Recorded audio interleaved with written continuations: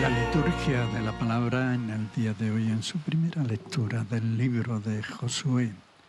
Serviremos al Señor porque Él es nuestro Dios. Lectura del libro de Josué.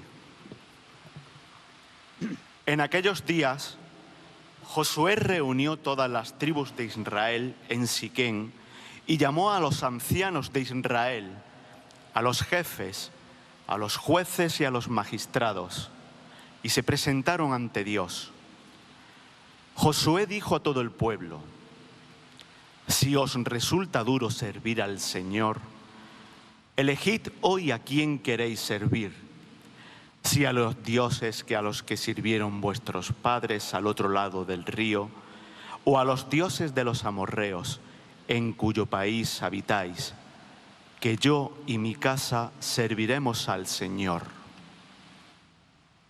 El pueblo respondió: lejos de nosotros abandonar al Señor para ir a servir a otros dioses, porque el Señor nuestro Dios es quien nos sacó, a nosotros y a nuestros padres, de Egipto, de la casa de la esclavitud, y quien hizo ante nuestros ojos aquellos grandes prodigios y nos guardó en todo nuestro peregrinar y entre todos los pueblos por los que atravesamos. También nosotros serviremos al Señor, porque Él es nuestro Dios. Palabra de Dios. Seguidamente se cantará el salmo responsorial: gusta y ve qué bueno es el Señor.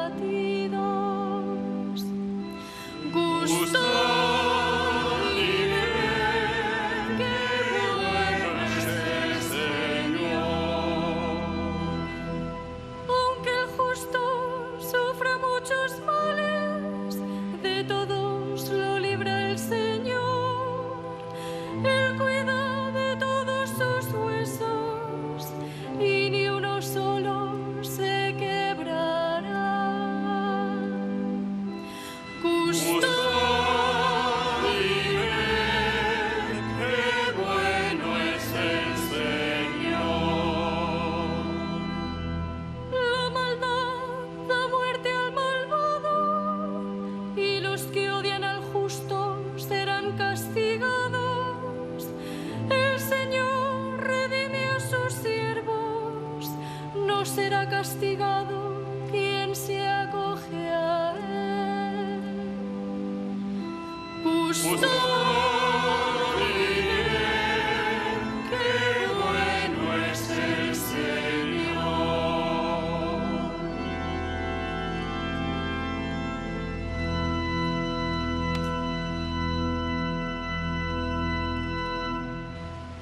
Seguidamente se dará lectura a la carta del apóstol San Pablo a los Efesios.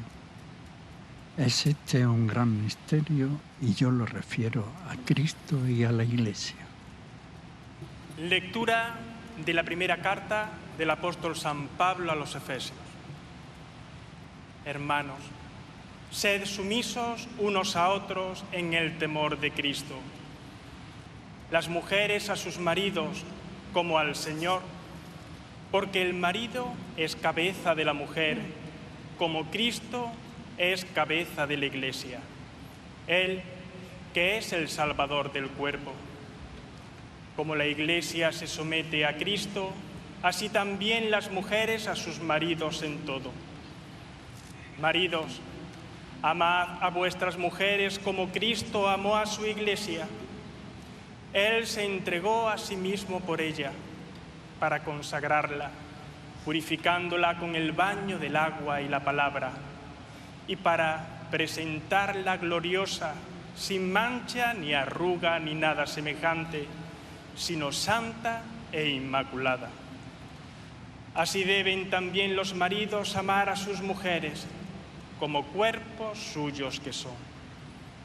Amar a su mujer es amarse a sí mismo, pues nadie jamás ha odiado su propia carne, sino que le da alimento y calor, como Cristo hace con la Iglesia, porque somos miembros de su cuerpo. Por eso dejará el hombre a su padre y a su madre, y se unirá a su mujer, y serán los dos una sola carne. Es este un gran misterio, y yo lo refiero a Cristo y a la Iglesia. Palabra de Dios. Alabamos, Señor.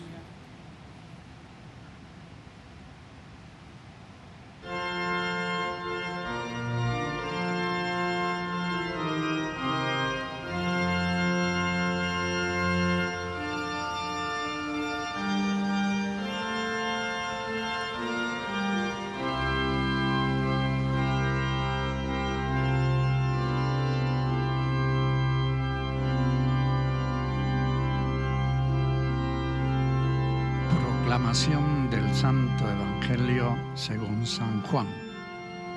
¿A quién vamos a acudir? Tú tienes palabra de vida eterna.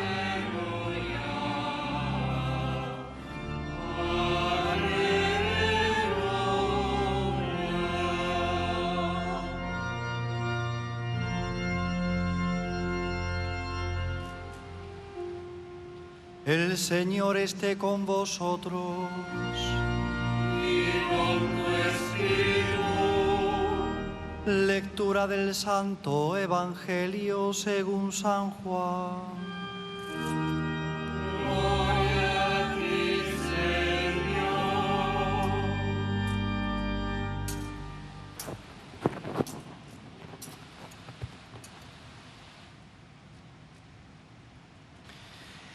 En aquel tiempo, muchos de los discípulos de Jesús dijeron: este modo de hablar es duro. ¿Quién puede hacerle caso? Sabiendo Jesús que sus discípulos lo criticaban, les dijo: ¿esto os escandaliza? ¿Y si vierais al Hijo del Hombre subir a donde estaba antes? El Espíritu es quien da vida. La carne no sirve para nada. Las palabras que os he dicho son espíritu y vida. Y con todo, hay algunos de entre vosotros que no creen. Pues Jesús sabía desde el principio quiénes no creían y quién lo iba a entregar. Y dijo: por eso os he dicho que nadie puede venir a mí si el Padre no se lo concede. Desde entonces, muchos discípulos suyos se echaron atrás y no volvieron a ir con él. Entonces Jesús les dijo a los 12: ¿también vosotros queréis marcharos? Simón Pedro le contestó: Señor, ¿a quién vamos a acudir? Tú tienes palabras de vida eterna. Nosotros creemos y sabemos que tú eres el Santo de Dios. Palabra del Señor.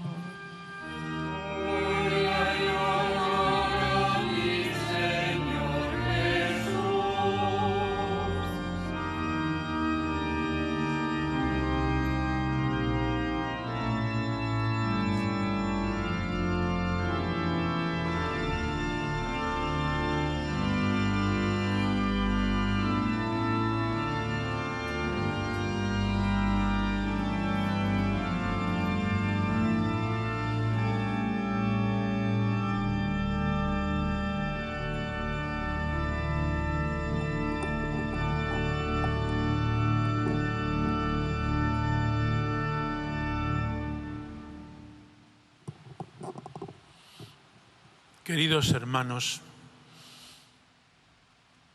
con este domingo y este evangelio que acabamos de escuchar,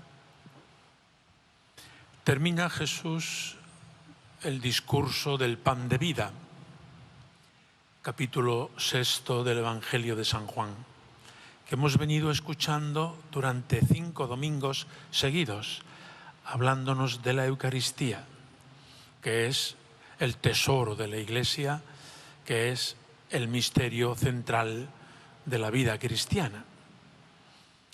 Pues bien, después que escucharon aquel discurso extrañados, porque Jesús les habla de que hay que comer la carne del Hijo del Hombre, hay que beber su sangre, y si no coméis mi carne y no bebéis mi sangre, no tenéis vida en vosotros, vida eterna.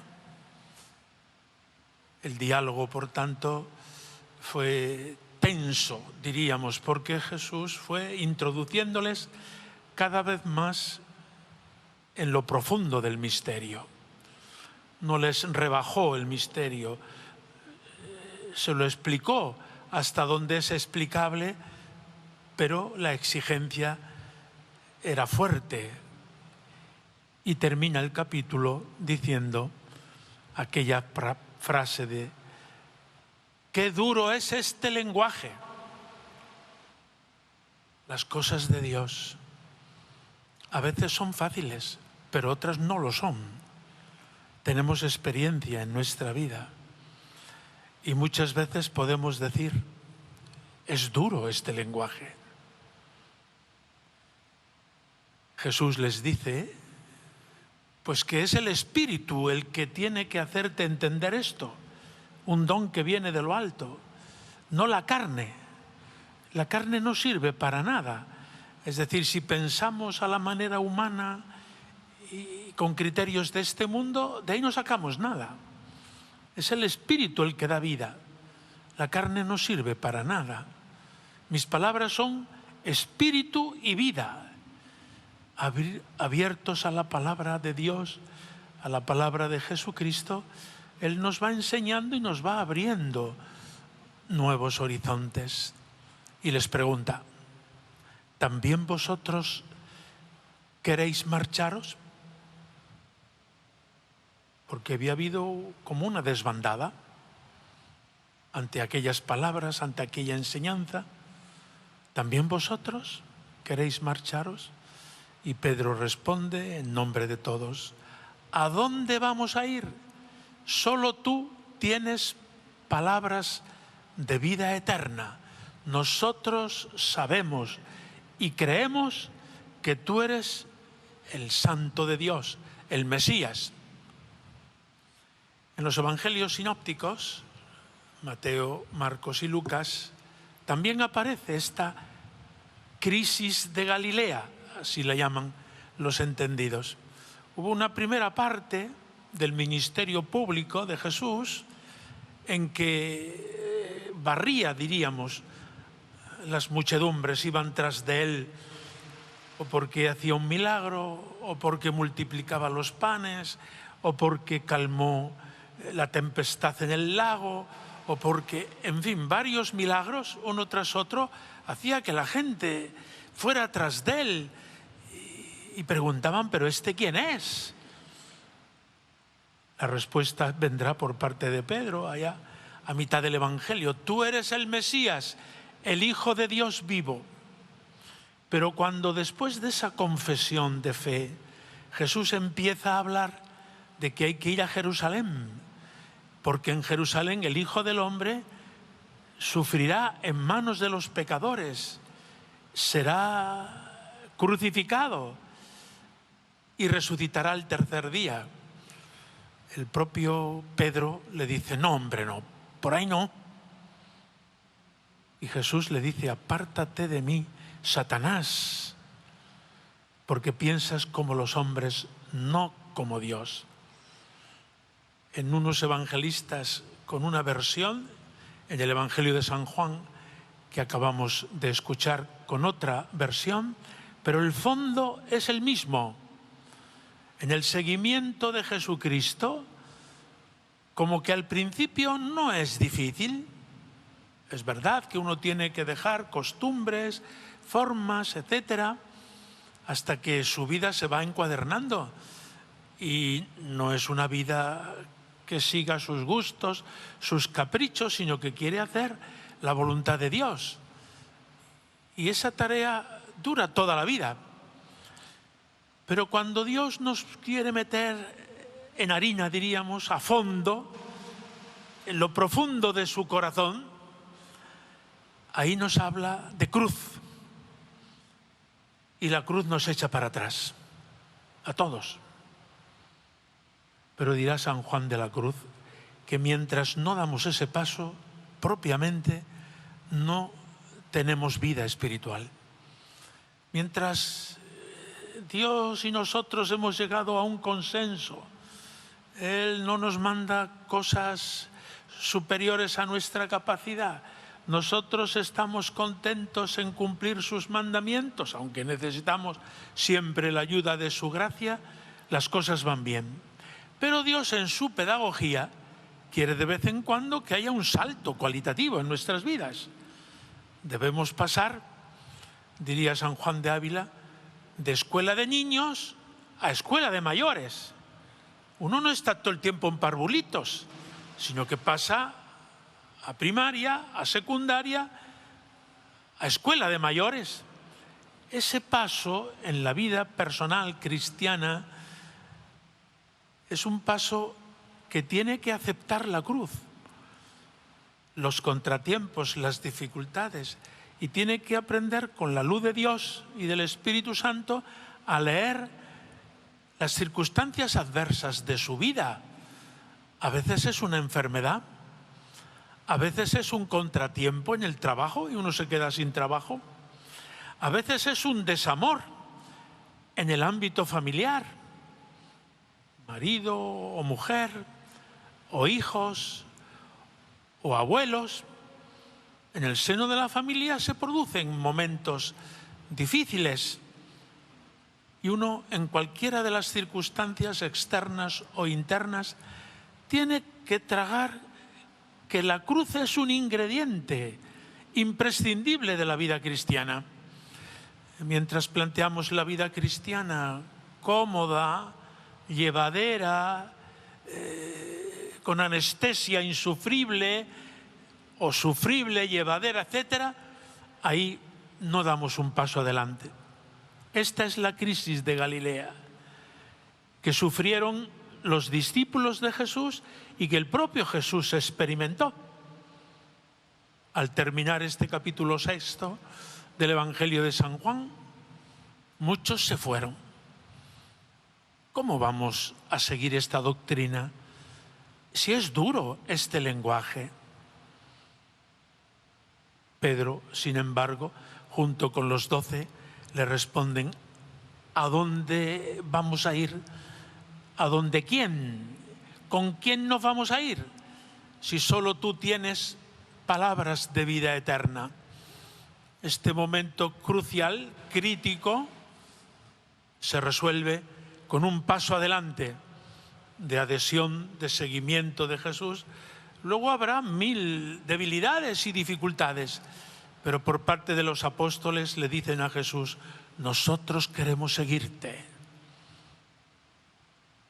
Terminado este capítulo, o en los sinópticos, vayamos y muramos con él. Es decir, queremos ser discípulos tuyos a las crudas y a las maduras, no solo cuando las cosas nos van bien, así cualquiera. Dios nos invita a seguir a su Hijo Jesucristo en momentos agradables y placenteros, pero también en momentos desagradables. Más aún, seguirle a Él de verdad, significa asumir desde el comienzo la cruz, la que venga. Estaba leyendo estos días a Santa Ángela de la Cruz, esta santa sevillana universal, ¿no? Y ella, al plantear su vida cristiana, desde el comienzo se plantea crucificarse con Cristo. Así no tuvo que esperar a etapas posteriores. Desde el comienzo, vivir crucificada con Cristo para poder atender a los pobres y llevarlos a Jesucristo, dice ella. ¿Cómo vamos a atender a los pobres si nosotros llevamos una vida cómoda? ¿Con qué cara le vamos a decir que se acerquen a Dios?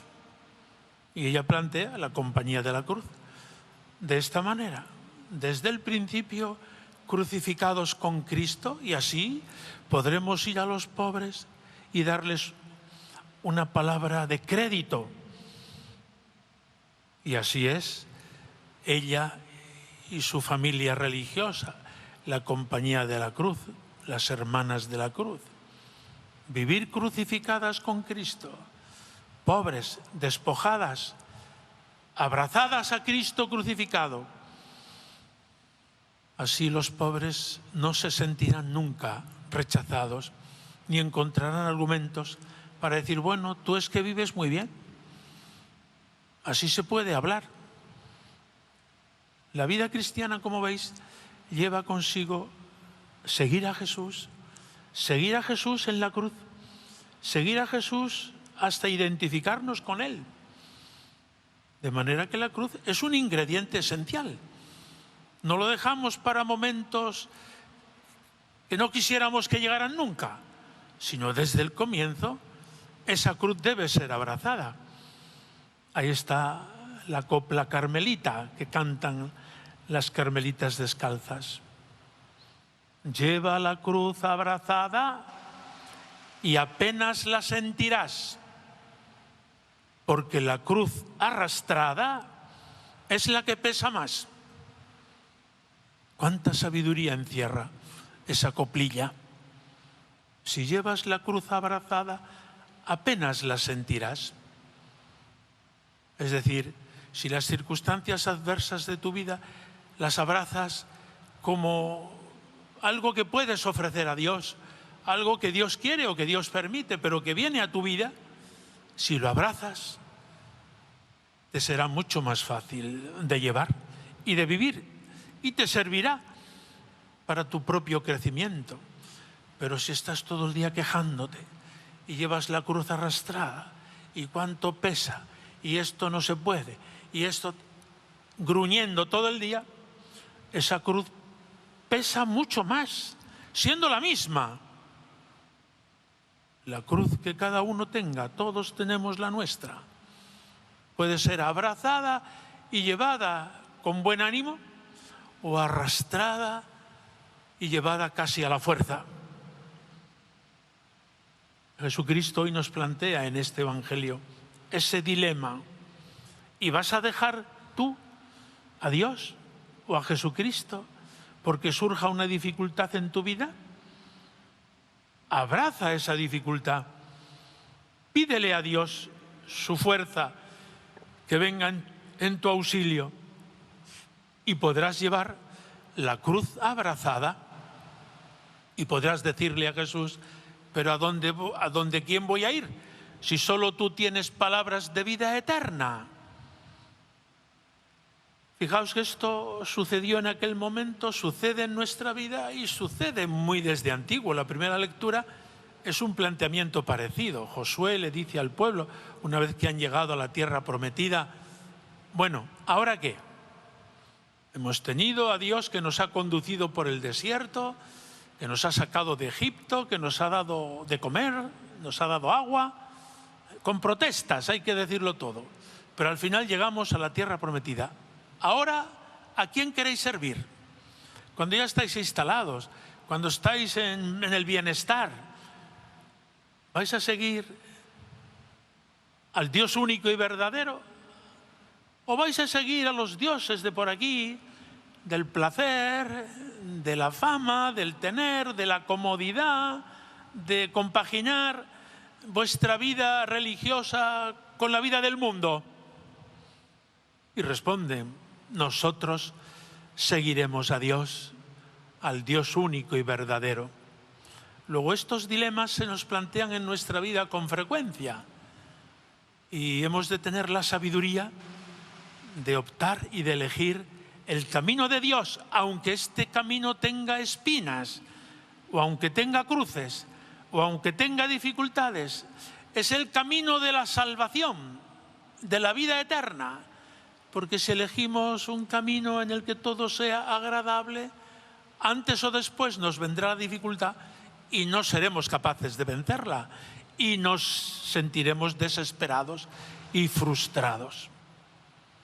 Jesucristo, con esta palabra de sabiduría, nos invita a seguirle abrazando la cruz. El discípulo de Cristo no puede eludir la cruz, forma parte de su vida, una cruz abrazada y vivida voluntariamente, y por ese camino, con Él, con Jesucristo, todo será llevadero. En la segunda lectura de la carta a los Efesios, el capítulo 5, nos habla de un tema muy bonito, del matrimonio, que tiene a Jesucristo como esposo y a la Iglesia como esposa. Este es el gran misterio, Cristo y su Iglesia, que se realiza en concreto en el matrimonio cristiano bendecido por Dios. Dejará el hombre a su padre y a su madre y se unirá a su mujer y serán los dos una sola carne. De manera que ya no son dos, sino una sola carne. Y lo que Dios ha unido, que no lo separe el hombre. Muchos jóvenes se preguntan, ¿pero eso será posible? ¿No será eso de antes, cuando no había las dificultades de hoy? La palabra de Dios sigue siendo verdadera hoy también. Sí, es posible. Con la gracia de Dios, con la vida cristiana, el que es llamado al matrimonio, sepa que es posible. Y se puede vivir el uno para el otro en el amor, en el sacrificio, en el servicio. Si uno plantea el matrimonio pues para disfrutar, eso dura 4 días. Y hay que cambiar de pareja cuando se cruce cualquier otra que se presente, sea él o sea ella. Por el contrario, vivir el uno para el otro en el Señor supone amarse, servir, someterse el uno al otro. Cuando estaba de párroco, esta lectura no la querían, porque dice al comienzo: sed sumisos todos por amor. Y luego habla de la mujer, que sea sumisa al marido. Y habla del marido, que ame a la mujer. El resumen es que si uno se casa, debe vivir sometido, tanto él como ella. Si te casas para empoderarte y hacer lo que tú quieras y hacer tu plan, eso no dura 4 días. Casarse y casarse en el Señor significa vivir el uno para el otro, en el amor, en la humildad, en el servicio, en la sumisión. Palabra como que está en contradicción con todo lo que hoy se nos propone. Se publicó un libro hace unos años que se titulaba, tomando de esta lectura, Cásate y sé sumisa. Y se armó la revolución mundial. ¿Qué es eso? Ese título va contra todo.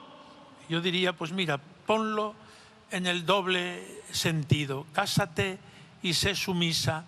Cásate y sé sumiso. Sumisa y sumiso. Si no te sometes al otro por amor, aquello no no es viable. El ejemplo es Jesucristo, que siendo Dios hecho hombre y se ha hecho esclavo hasta la muerte y muerte de cruz. Y nos dice San Pablo que la Iglesia haga lo mismo, viva sometida a su Señor. Y les dice a los casados, vivid sometidos el uno al otro, por amor. Pues le pedimos a Jesucristo en la Eucaristía de hoy que nos dé a comer este alimento de vida eterna, que es su carne entregada en la cruz, que es su sangre derramada en sacrificio para el perdón de los pecados. Y que no nos falte nunca este pan, no nos falte nunca la Eucaristía, ni nos falten sacerdotes que nos la sirvan, porque la Eucaristía la celebra siempre un sacerdote. Pidamos a Jesucristo que no nos falte nunca la Eucaristía, que tengamos hambre de la Eucaristía, porque desde ahí vamos a tener fuerzas para vivir la vocación, el estado, la misión que cada uno tiene en la vida. Que Jesucristo el Señor, que se ha entregado por nosotros incluso a la muerte de cruz, ilumine nuestros pasos para que no tengamos miedo al sufrimiento, a la cruz, a la contrariedad. Al contrario, ese camino y ese abrazar la cruz nos hará verdaderos discípulos de Jesucristo. Que así sea.